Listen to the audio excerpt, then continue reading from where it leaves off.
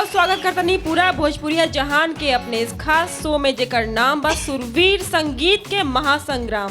हम बानी आपके रितु सिंह और हम बानी आपके एकदम चहेता दुलरुआ यश कुमार। गोड़ लागतनी पूरा भोजपुरिया जहान के प्रणाम करतनी। ये भैया आप सब देख रहल बानी हमन कई जोन प्रोग्राम। आज तीसरा दिन के एपिसोड बाटे, रविवार के दिन बाटे।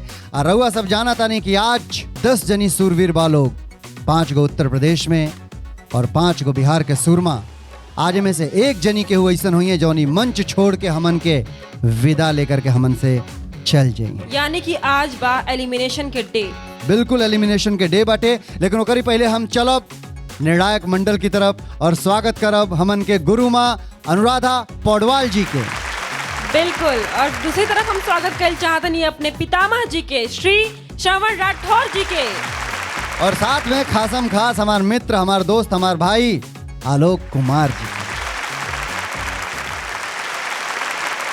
और अब हम चल रहल बानी बिहार के सुरमा के सेनापति जी धनंजय मिश्रा जी की तरफ। स्वागत बा आपके शो में। और दूसरी तरफ हम स्वागत कर चाहतनी अपने यूपी के महारथी के सेनापति जी के। बहुत बहुत स्वागत बा आपके।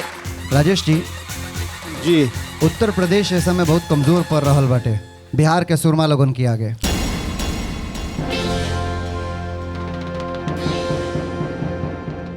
जी आज केहू ऐसा होई जे मंच के छोड़ के जा सकेला। हो सकेला उत्तर प्रदेश की महारथी में से केहू होके या फिर बिहार के सुरमा से भी केहू हो सकेला। लेकिन पोजीशन अगर इस समय देखल जाओ तो उत्तर प्रदेश के महारथी लोग जे बा कमजोर पड़त बाटे।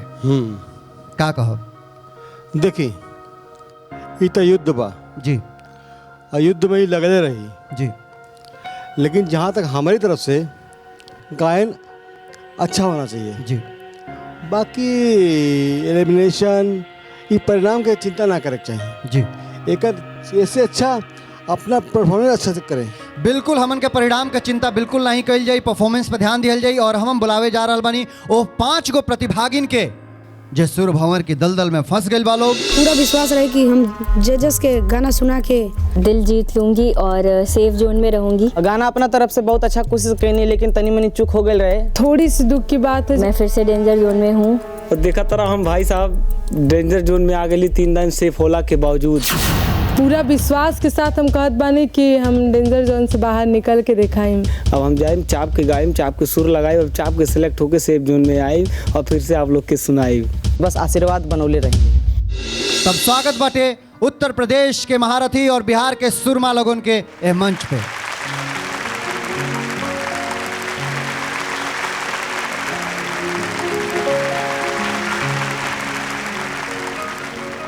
सबसे पहले ममता जी, हम तोहरा से जानल चाहब कि आज सुर भंवर के दलदल में फंस गए बाड़ू, का कहल चाहबो? वही फिर से मौका एक बार, बस एक बार। एगो मौका तो तोहरा के मिलबे करी, निर्णायक मंडल की तरफ से मिले। वही से तू ये साबित कर सकेलू कि तू रहबू कि जईबू। अब हम जानल चाहब पिंटू तोहरा से, का लागत हटे तोहके भैया? हमारा के बस ये लगा था भैया कि एकदम चाप के गावे के बा और एलिमिनेशन के कोनो डर नहीं खे, काहे कि ऊपर वाला जो करेले अच्छा करेले।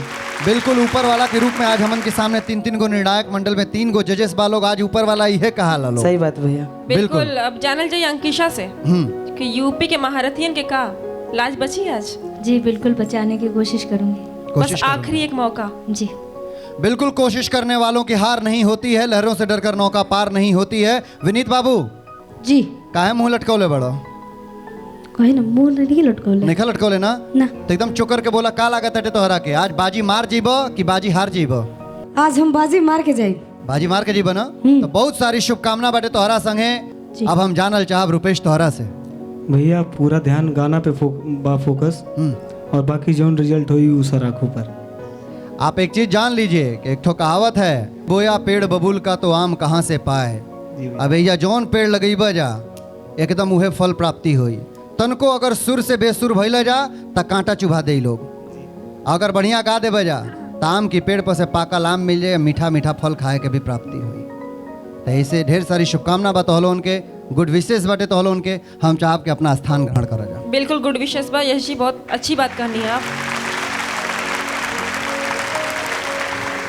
पितामह, कि आज एलिमिनेशन का दिन है। आपको तो बुरा लग ही रहा होगा। हाँ हाँ, बहुत ही दर्द होता है भैया जी। बहुत ही दिल जो है वो बैठ जाता है जी। लेकिन जो भी हमारे इस संगीत के महासंग्राम के जो रूल्स हैं जी, उस रूल्स के हिसाब से ही चलना पड़ेगा।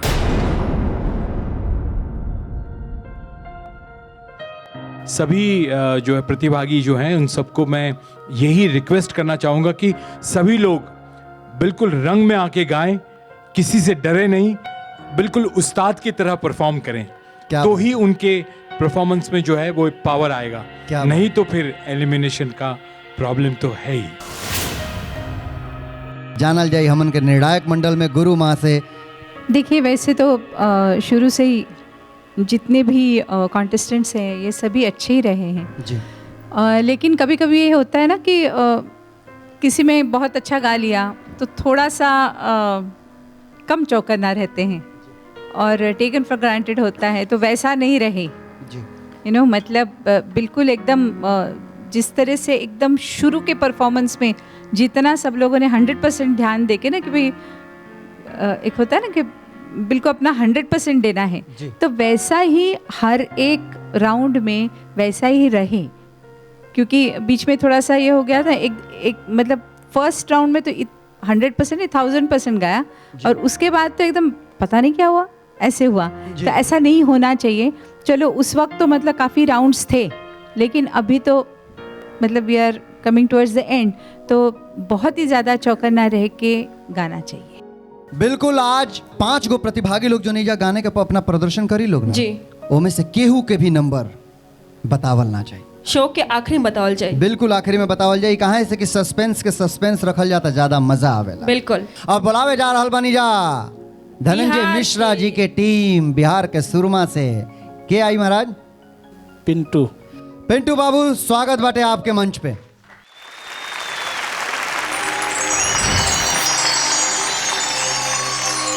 जब से अखियां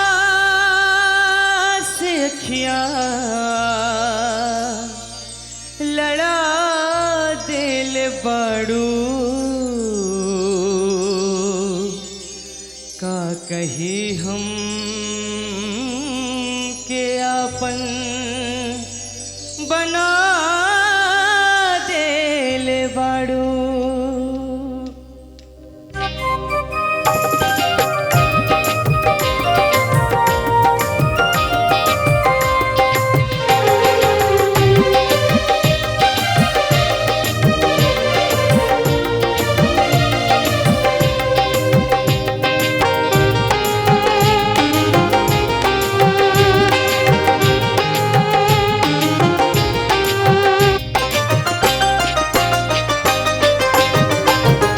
जब से अखियां लड़ा दिल बाड़ू,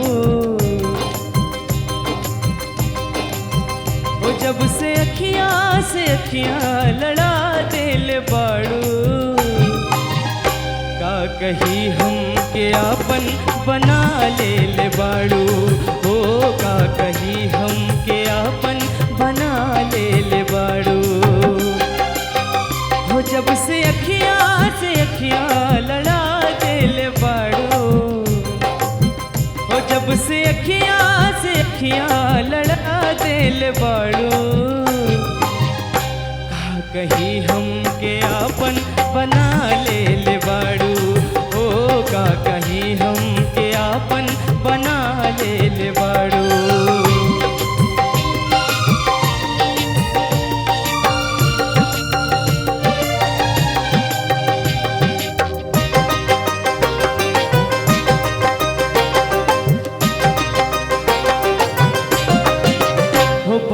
ही बात में प्यार बढ़ते गइल, चोरी चोरी सही आँख लड़ते गइल।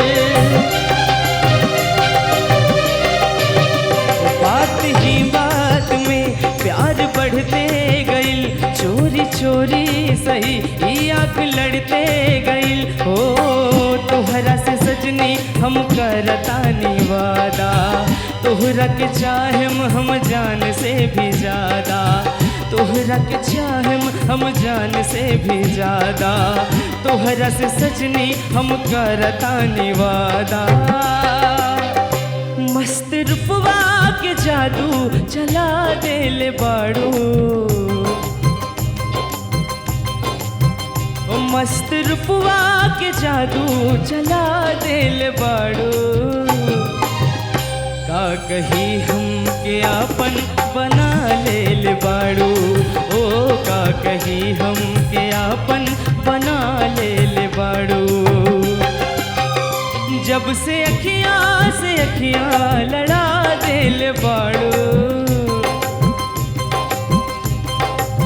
ओ जब से अखियाँ लड़ा देले बाड़ू।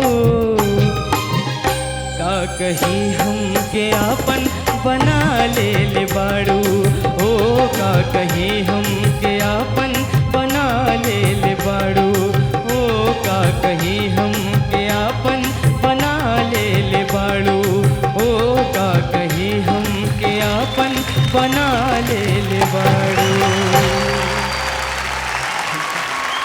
का कहीं हमके आपन बना ले बड़ू। बिल्कुल सही कहला ह। अब तोहरा है परफॉर्मेंस के बाद, तोहरा है गायकी के बाद निर्णायक मंडल तोहरा के आपन बनौले बा कि नहीं खे बनौले, जानल जाई हमन के निर्णायक मंडल में गुरु माँ से। बहुत ही अच्छा लगा मुझे और इतने सुर में और मज़ा आया जी। Very nice. बिल्कुल। अब बढ़ते हैं पितामह जी की तरफ। पिंटू बहुत अच्छा लगा बेटा, बहुत अच्छा, फर्स्ट क्लास। थैंक यू सर। बस यही हम चाहते हैं कि इसी तरह से जो है वो आप लोग बढ़िया से बढ़िया परफॉर्मेंस करें। बहुत सुरीला, बहुत खूबसूरत, बहुत अच्छा गाना होगा भैया, बहुत मजा आया। धन्यवाद सर। खुश रहो। थैंक यू सर। चलते हैं अपने सेलिब्रिटी जज की तरफ, आलोक जी की तरफ। रितु जी जी और यश भैया जी, जब कोई पार्टिसिपेंट, कोई सिंगर जब भंवर जाल में जब फंस जाला जी। तो हमरा से ज़्यादा कोई ना जान सकत है। बिल्कुल हम समझ सकते हैं। क्या कि ये मंच इतना बड़ मंच बा कि हम आयल बनी यही मन से, जी। और एह मुकाम पर एह स्थिति में और इतना गायकी के कंट्रोल कैला ये बहुत असंभव वाली बात बा। लोग मतलब हेजिटेशन हो जाला जी अंदर से, लेकिन तू ओकरा के बाबू एकदम बरकरार रखला और एह तरह से तू अच्छा गावत रह। काहे कि पिछला एपिसोड के अलावा आज तो ठीक लागल, बढ़िया एकदम। आप तो सिवान से है ना? धनबाद से सर। अच्छा धनबाद से हैं आप?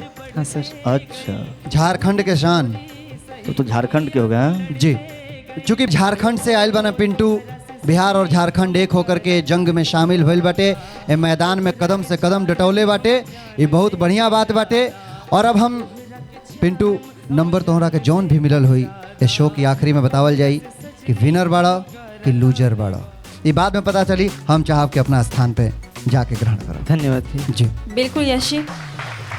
अब हमन के वक्त हो गल बटे एगो छोटा सा ब्रेक लहला कर, लेकिन रउआ सबे कहीं मत जाए, हमन के संगे बनल नहीं। कहाँ से कि रउआ सबे देख रहल बानी सुरवीर संगीत के महासंग्राम महुआ प्लस पर।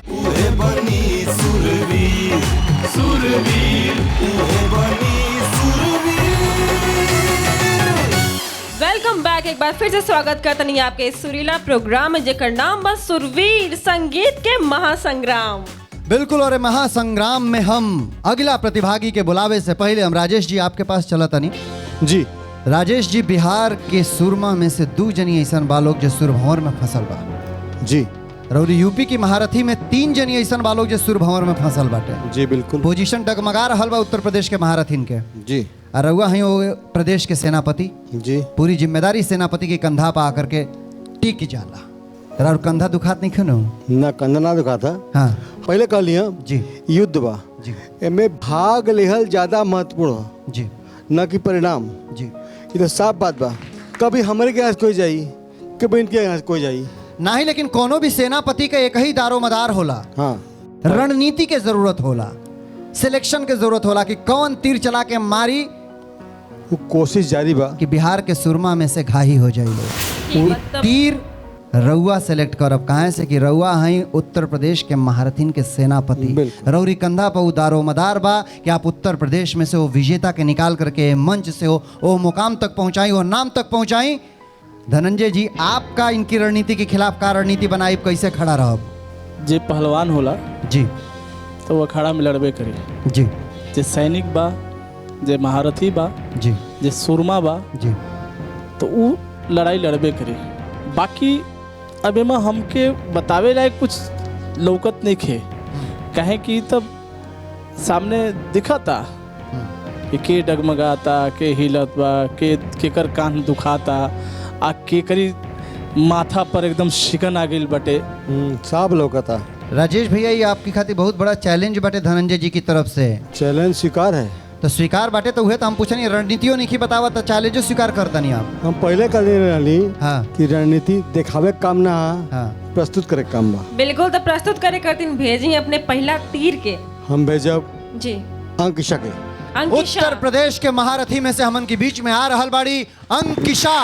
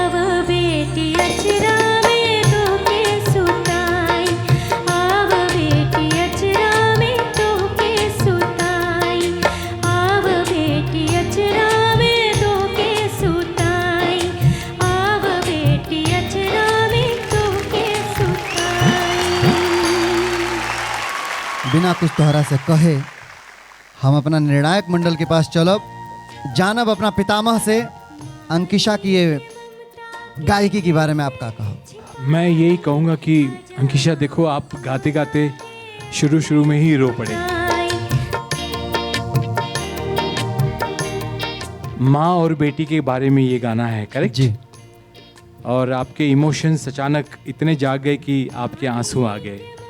उसके बावजूद आपने ये गाना कंप्लीट किया और जितना हो सका उसको एक्सप्रेशन और सुर में गाने की कोशिश की है जी। और इसके लिए मैं आपको बहुत बहुत बधाई के पात्र समझता हूँ। जोरदार तालियां इनके लिए। क्या बात। एक बार रोने के बाद वापस सुर में आना बहुत मुश्किल बात है। बहुत अच्छे से इन्होंने निभाया है और बहुत अच्छा लगा मुझे जी। Very good, thank you. अब जाना जाए अपने सेलिब्रिटी जज आलोक जी। अंकिशा जी, जी आप जे बीच में रुक गए रहनी, जी वो भंवर जाल में फंसे के डर से या माई के याद से? पता नहीं क्या हुआ उस वक्त। देखी, ये मंच एगो सुर के मंच बा जी और सभी लोग अपने हैं, यूपी हो, बिहार हो, झारखंड हो, पूरे भोजपुरिया समाज अपने हैं। लेकिन हम एक बात कहनी है कि वक्त होला एगो, जी वो वक्त पे आदमी के मिल जाला, वक्त पे आदमी के चल जाला। तो हम का कहीं, अब अच्छा लगल। बाकी चलते हैं अपनी गुरु माँ की तरफ। शुरू में थोड़ी सी रुकावट के बाद तुमने जो गाया वो बहुत अच्छा गाया। हाँ धन्यवाद मैम। और इमोशनल होना तो मतलब कभी कभी हो जाता है ऐसे, और श्रवण भाई ने जैसे कहा कि रो देने के बाद फिर वापस सुर में आना ये बहुत डिफ़िकल्ट बात होती है।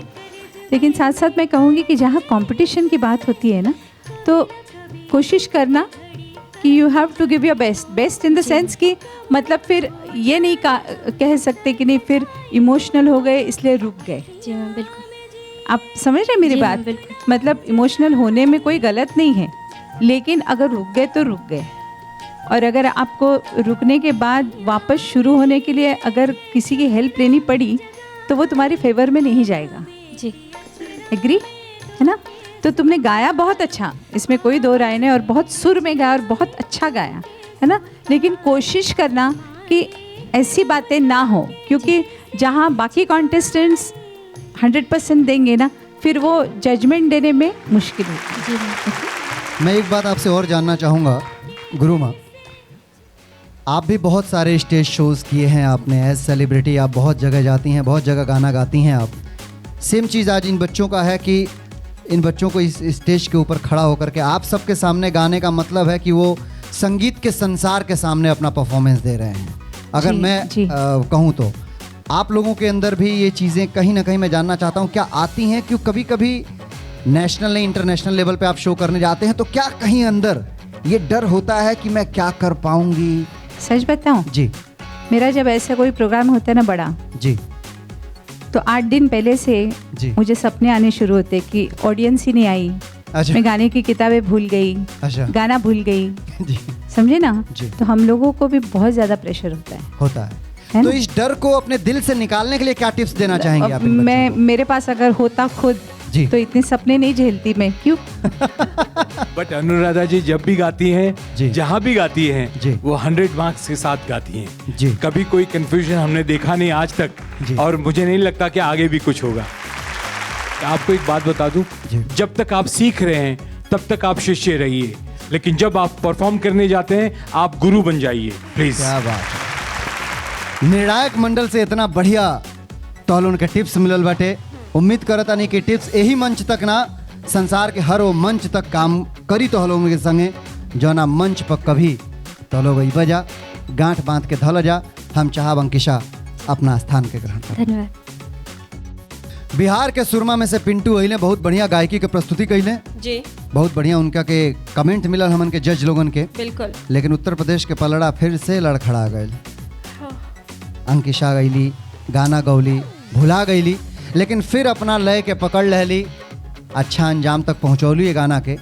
बाकी मार्क्स कितना मिलल हुई, नंबर कितना भेटाइल हुई, ये प्रोग्राम के आखिरी में पता चली। देखल जाई कि उत्तर प्रदेश की महारथी में से केहू छोड़ के जाई कि बिहार के सुरमा में से। तो देखला से पहले लिहल जाए छोटा सा ब्रेक। बिल्कुल, रउआ सभे भी देखत रही हमन का ई प्रोग्राम, सुरीला प्रोग्राम जेकर नाम बाटे सुरवीर संगीत के महासंग्राम, सिर्फ और सिर्फ महुआ प्लस। उहे बनी सुरवीर, सुरवीर, उहे बनी सुरवीर। Welcome bank. एक बार फिर से स्वागत करतनी अपने सुरीला प्रोग्राम में जेकर नाम बा सुरवीर संगीत के महासंग्राम। और संगीत के महासंग्राम के परंपरा के आगे बढ़ावत घरी हमन के अब बुलावल जाई राजेश जी के। सॉरी, एक बात बताओ तो क्या आज राजेश जी कहाँ याद आवता ना भाई बार बार? मोहब्बत हो गई बा हमारा राजेश से। राजेश भैया I love you. I love you too. ठीक बा? ठीक बा, अगर ऐसा मने मुंह बिहार मान ला ठीक बटे, मैंने कमजोर हुआ तो एकर मतलब ये थोड़ी कि तू सपोर्ट दे दबा सब सपोर्ट दे दे रउआ कैसे कह सके नहीं कि राजेश जी कमजोर बने? सर्टिफिकेट ही दिए हमके तब दुनिया मानी कमजोर के बा मजबूत के बा। मुहे हम कहता नहीं कि राजेश जी के आप कैसे कह सके नहीं कि कमजोर नहीं बने? हम सर्टिफिकेट तो नहीं यहाँ का बने हाँ यहाँ का दिया ना तू कह सकेला कि मजबूत हम देखत न बानी गलत बात मार एकदम और सवाल देखा। उत्तर प्रदेश के महारथी के सेनापति जी रउआ से भी रिक्वेस्ट बाटे और बिहार के सुरमा के सेनापति जी रउआ से भी रिक्वेस्ट बा कि आपसे में तू मैं झगड़ा मत करी सबे। का फैसला होई के भारी बा के हल्लुक बा हम जानब अपना पितामह से। पितामह आपसे एक बात जानना चाहता हूँ, आपने उत्तर प्रदेश के महारथी का भी परफॉर्मेंस देख लिया है, जी। बिहार के सुरमा का भी देख लिया है, अभी तक आपको क्या लगता है किसका पलड़ा भारी चल रहा है? भाई ऐसा है कि मैं अभी नहीं कहना चाहूंगा जी, मैं और 1-2 एपिसोड इंतजार करूंगा उसके बाद कहूंगा जी, क्योंकि अभी ये युद्ध चल रहा है जी और चलने दीजिए जी क्योंकि इतना जल्दी मैं फैसले पे नहीं आना चाहता हूँ। बिल्कुल, हमारे पितामह का कहना है कि राज को राज ही रहने दें तो मजा कुछ और होगा और राज से पर्दा उठाएंगे शो के आखिरी में, एपिसोड के आखिरी में। अब हम बुलावे जा रहल बानी बिहार से धनंजय जी। हमारे पास तो दुइयो प्रतिभागी लोग बा, एक जना गा लेना, एक जनी बचल बड़ी ममता। बहुत बहुत स्वागत है ममता जी आपके स्टेज पे।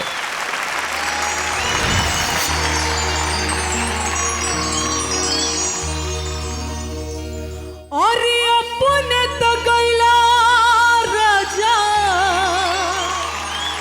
दिल्ली सहरिया हमके बनाई के बवरिया ए सैया छोड़ी दा तुआ पैनो करिया।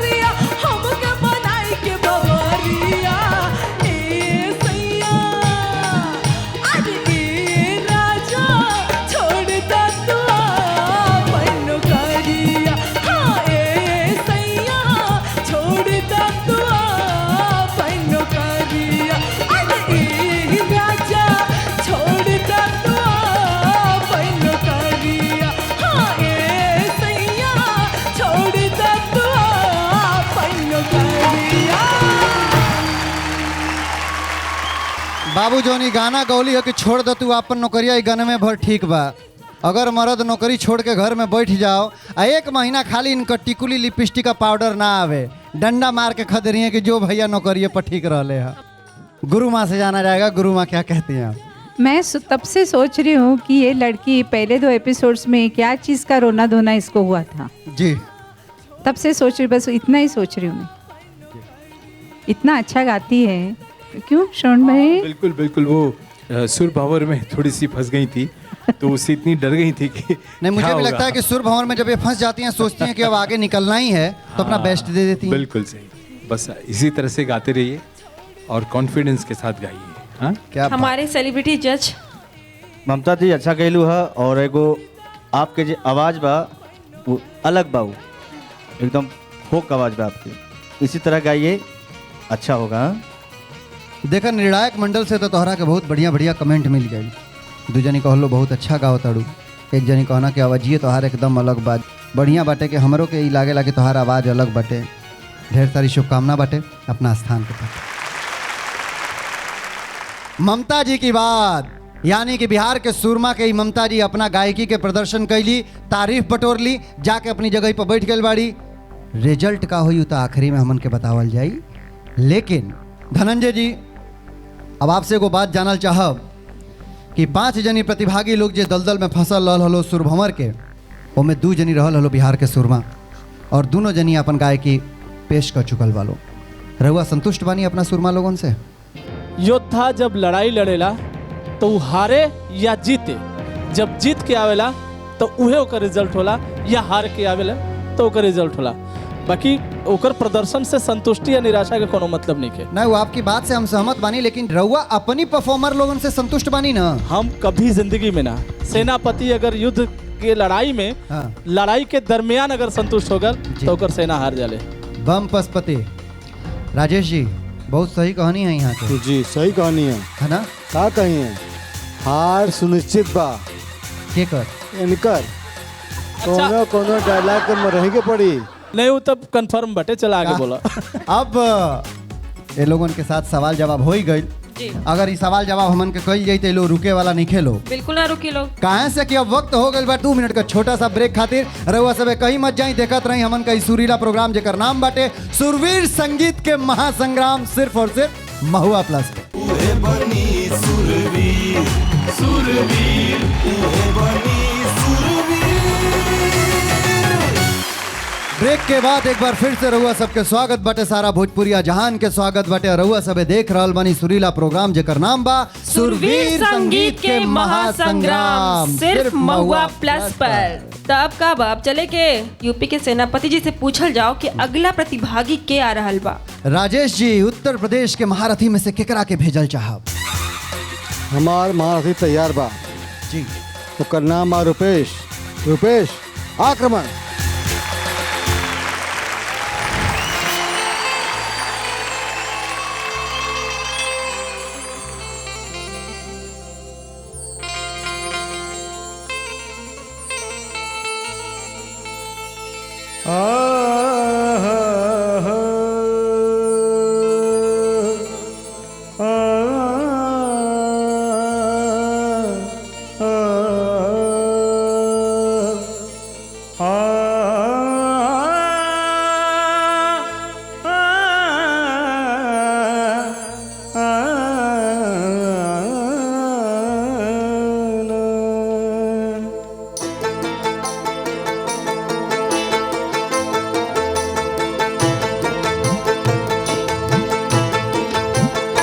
मतिया मार के हाय मतिया मार के छोड़वल जाता गाँव रे, मतिया मार के छोड़वल जाता गाँव रे। जन तट जादू कौन से नूरा जन तट जादू कौन से नूरा। मतिया मार के हाय मतिया मार के छोड़वल जाता गाँव रे, मतिया मार के छोड़वल जाता गाँव रे। जन तट जादू कौन से नूरा जन तट जादू कौन से नूरा।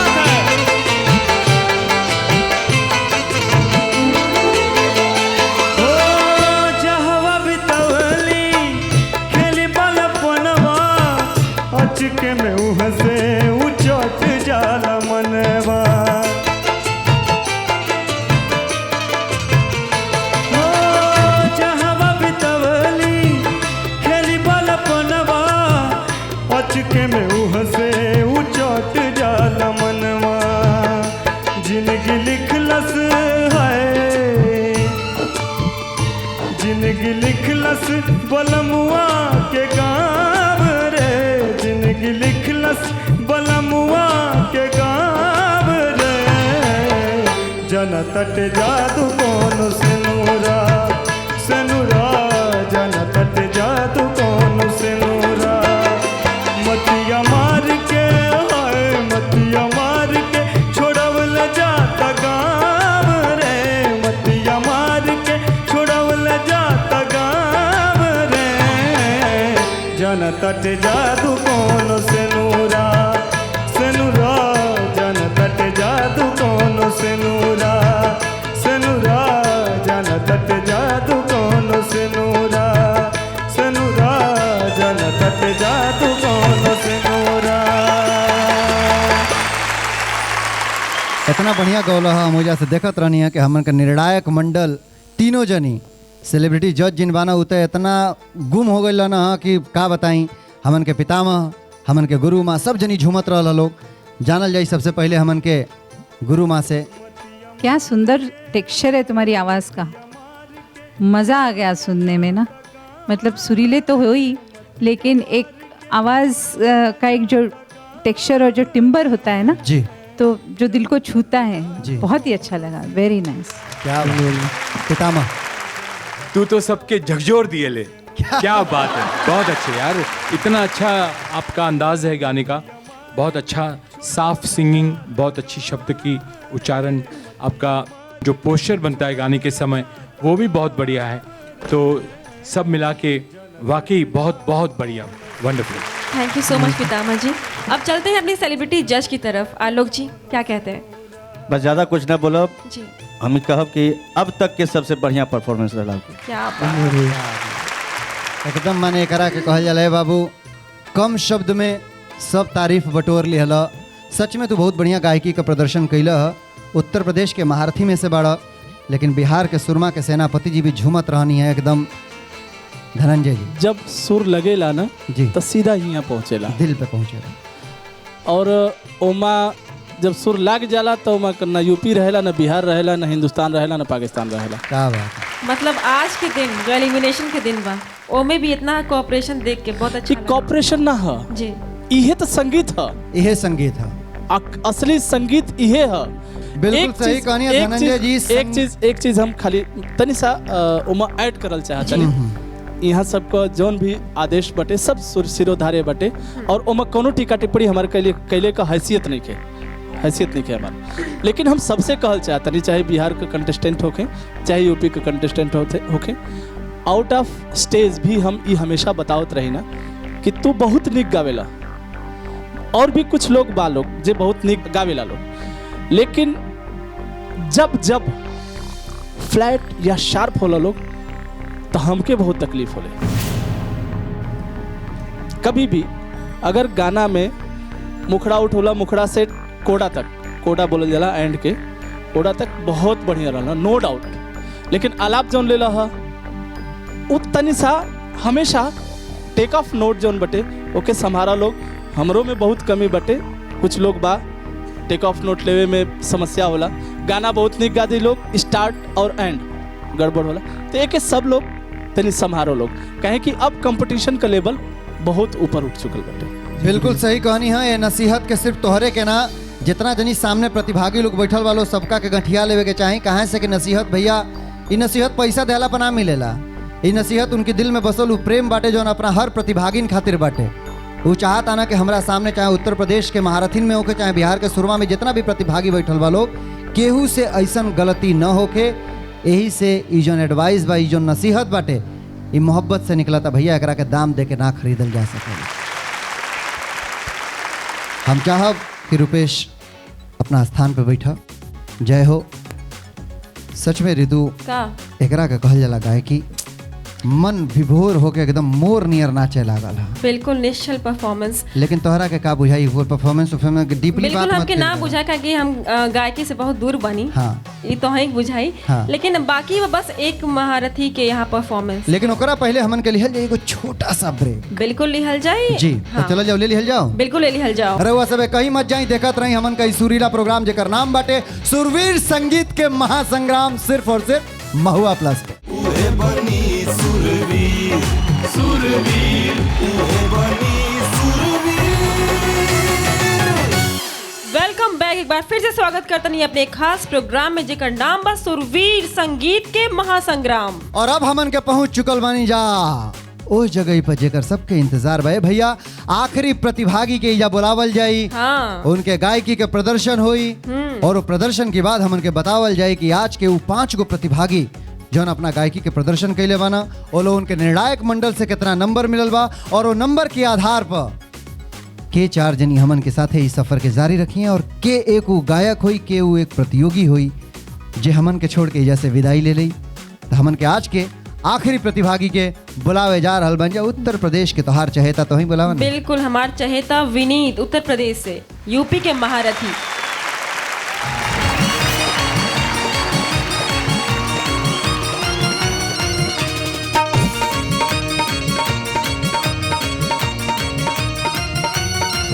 देह बथे पोरे पोरे हो कहे देला झका झोर हो देह बथे पोरे पोरे कहे देला झका झोर है कमरिया ही लौलाए राजाबू राजाबू राजाबू हमारा घर में हो हमारा घर में हरदिया नहीं के दरदिया दे जाए राजाबू हमारा घर में हरदिया नहीं के दरदिया दे जाए राजाबू देह बथे पोरे पोरे हो कहे देला झका झोर हो देह बथे पोरे पोरे कहे देला झका झोर है पलंगिया ही लौलाए राजाबू राजाबू राजाबू हमारा घर में हो हमारा घर में हरदिया नहीं के दरदिया के दहे राजाबू हमारा घर में हरदिया नहीं के दरदिया दे लाए राजाबू।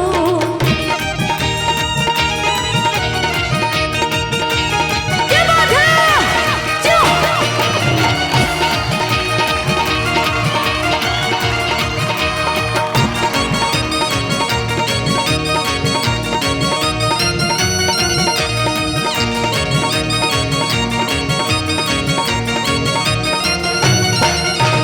कोई नहीं हमाना तो नहीं तू मनला देखा दर्द हो कमरिया हो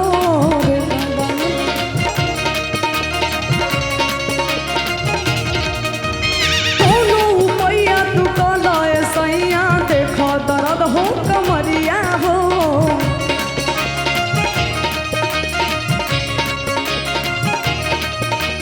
कोई नहीं हमाना ना हमरो बतिया दर्द होला मोर कमरिया हो दर्द होला मोर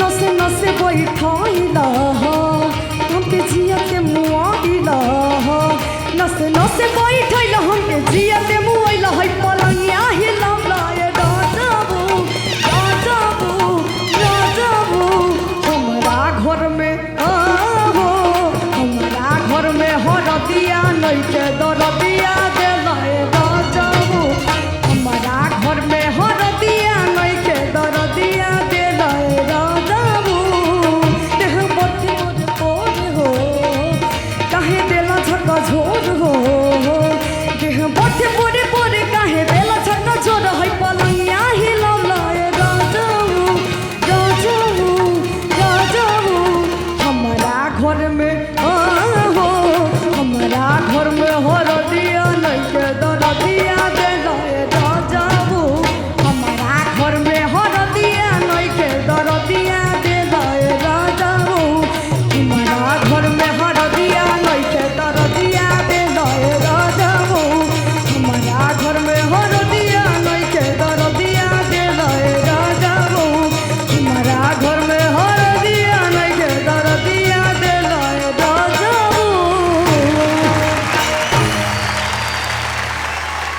का बात बा विनीत बाबू। अब दर्द जौन देले बाड़ो ओ दर्द का कितना तोरा के फल मिले वाला बाटे कि वो दर्द का सजा मिले वाला बाटे ये तो बाद में पता चली। लेकिन बतावल चाहता नहीं हम अपना पूरा भोजपुरिया जहान के भोजपुरिया गढ़ के कि कोनो भी युद्ध होखे कोनो भी संग्राम होखे वो संग्राम वो युद्ध में एक गलती हार के कारण बन सकेला है भैया। और फिर यहाँ तो महासंग्राम छिड़ चुकल बाटे उत्तर प्रदेश के महारथी बिहार के सुरमा लोगन पर आपन भीगो भीगो करके बाण फेंकता लो, ढाही कल चाहता लो।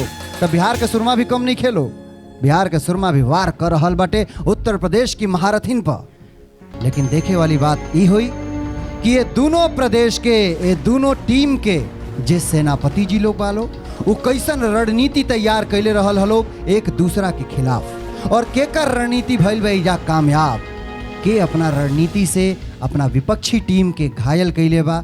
ये देखे वाली बात हुई। बहुत ज़्यादा हमन के टेंशन में ना डारब सब है आप सबके, सीधे चलल जी हमनी निर्णायक मंडल के पास। गुरु माँ, बहुत अच्छा गाया तुमने, वेरी नाइस। पितामह जी। हाँ विनीत, अब की बार तुम्हारी माइक प्लेसिंग बहुत करेक्ट थी।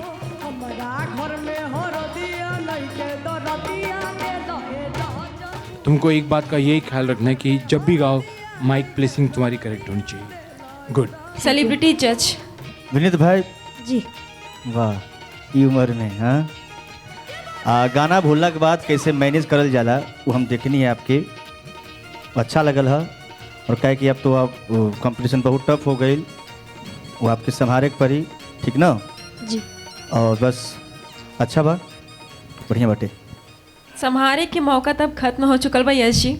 जी बिल्कुल सही कहलू। अब संहारे के मौका जौन बा अब नहीं खे बचल। ई माहौल जौन बनल बा ना, अब का कहल जा। आज 5 गो प्रतिभागी जौन अपनी गायन का प्रस्तुति कैले बा लोग एजा, उनमें से के एगो ऐसा प्रतिभागी बा जे हमन के बीच में से ए सफ़र के ही जा छोड़ के अलविदा कह के निकल जाई, और के उ 4 गो खुशनसीब प्रतिभागी हुई हैं लकी जे हमन के संगे इस सफ़र आगे भी जारी रखी हैं। देखल जाए हमन के निर्णायक मंडल से मिलल अंक के आधार पर।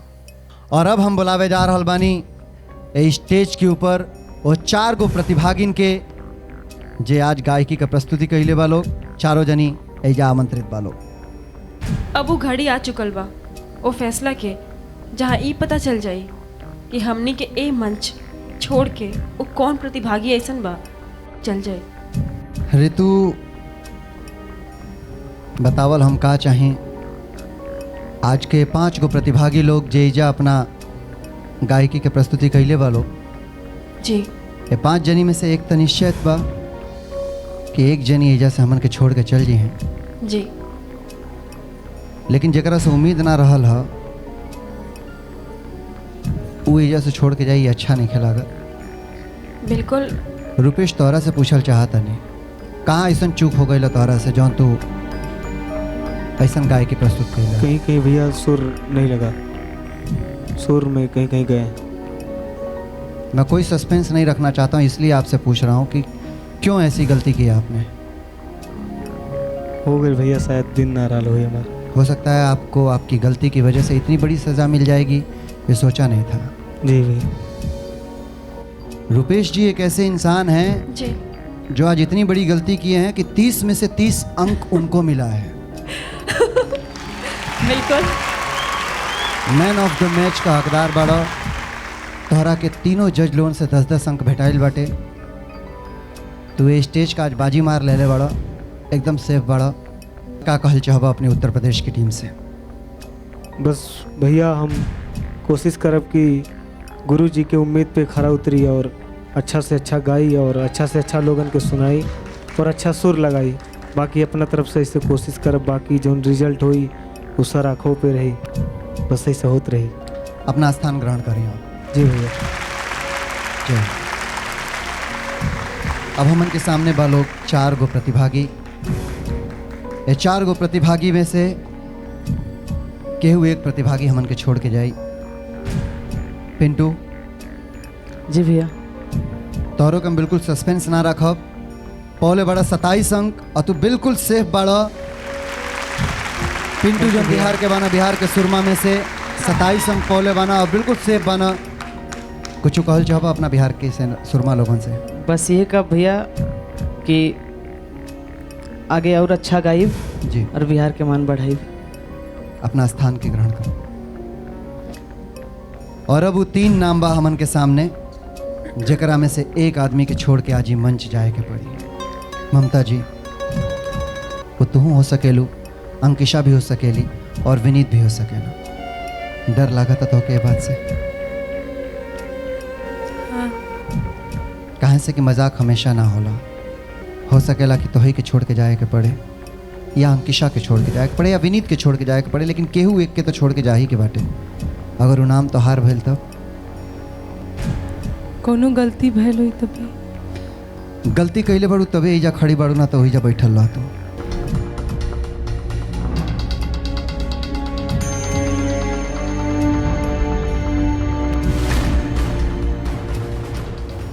गलती तो भइल बा, वो गलती के खामियाजा भुगतहू के पड़ी। हम जानल चाहब अंकिशा से। अंकिशा जी। एक नाम बाटे तीनों जनी में से जेकरा के छोड़ के जाए के पड़ी। जी बिल्कुल। तैयार बाड़ू जाए खातिर? तो के का लागत बाटे के छोड़ के जाए? वो निर्णय तो जजेस ने दे दिया होगा आपको। बाकी अगर मैं यहाँ से जाती भी हूँ तो अपने गुरु लोगों से बहुत कुछ सीखा है मैंने, तो वो सारी चीज़ें मैं लेके जाऊंगी। तो यही कहूँगी कि यहाँ से हार कर नहीं, जीत करके ही जाऊंगी, क्योंकि बहुत कुछ सीख के जा रही हूँ यहाँ से। विनीत, अगर वो नाम तोहार भइल तो कोनो गलती हो गई। हम कहनी है ना कि गलती भइल बा तबे एजा खड़ा बाड़ा। अगर सुर के धार सही से चलोले रहता आ जज लोगन के लागल रही तू तो एजा नहीं खड़ा रहता। हम बता देता नहीं कि ममता जी, आपके सफ़र हमन के साथ है, आगे भी जारी रही। और रहुआ बोले बानी कुल 25 अंक। 25। अभी 2 गो प्रतिभागी हमन के साथे ऐसन खड़ा वालो जेमे से एगो प्रतिभागी के ई मंच छोड़ के आज हमन से विदा लेवे के पड़ी। हम कहल चाहब अंकिशा तोहरा से और विनीत तोहरा से कि हम बहुत ज़्यादा पहेली, बहुत ज़्यादा सस्पेंस नहीं रखब, कहाँ से कि हमने की चाहत कि सभी इमोशनल हो जाओ। तो विनीत,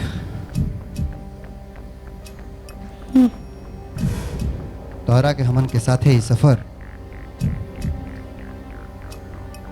यही जाले रहल है।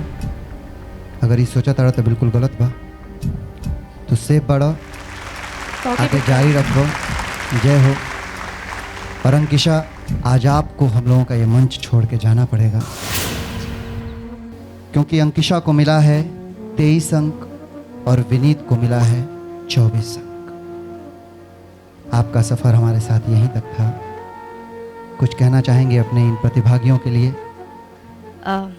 सभी बहुत अच्छा गाते हैं और मेरी विशेष हमेशा उन लोग के साथ में है, और मैं जानती हूँ कि यूपी के महारथी ही जीतेंगे।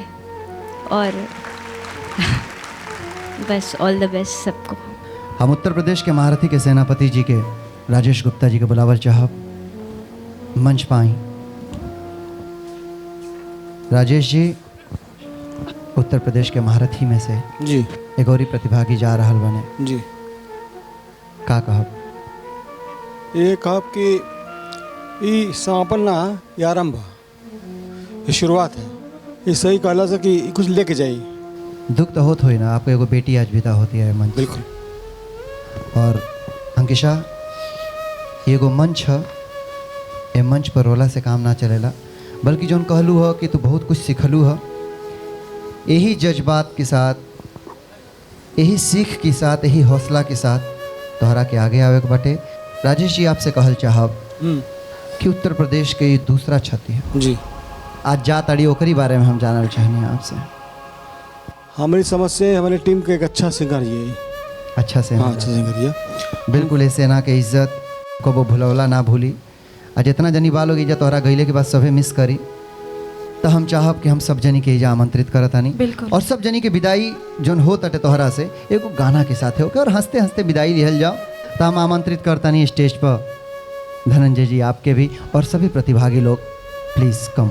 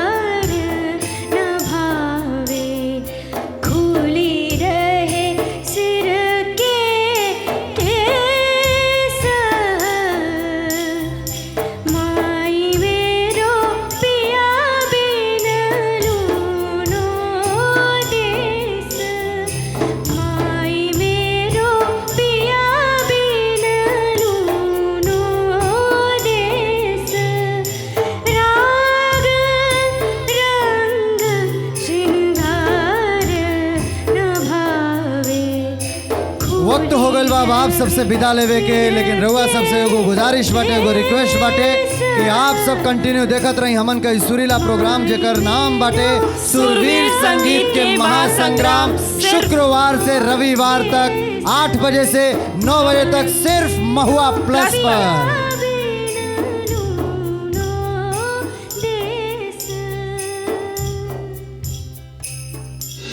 इस बार इससे जो भी चूक हुई है या जो भी गलती हुई है, अगली बार अगर ये कंपटीशन में आती है तो पक्का सूरवीर यही बन के जाएगी।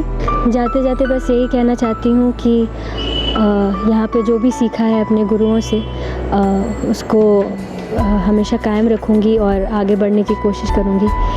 जब भी मैं नेक्स्ट टाइम आती हूँ तो जो भी इस बार कमी हुई है वो दोहराऊँगी नहीं, और अपने यूपी के महारथी को बेस्ट विशेस देना चाहती हूँ और यही कहना चाहती हूँ कि जो भी जीतेगा वो यूपी की टीम से हो।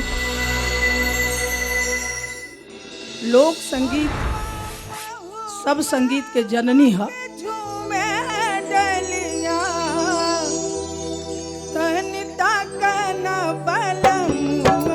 ब्रह्मांड में पहले सबसे पहले अगर कुछ आयल तो स्वर आयल।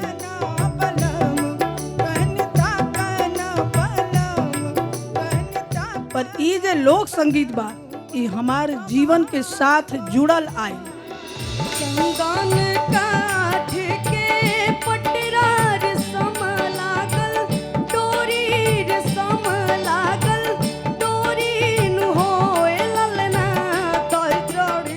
हर बार जब ये गाना शुरू करते हैं तो मुझे ताज्जुब होता है, इतनी सी नन्ही सी जान और कैसे गा लेता है ये।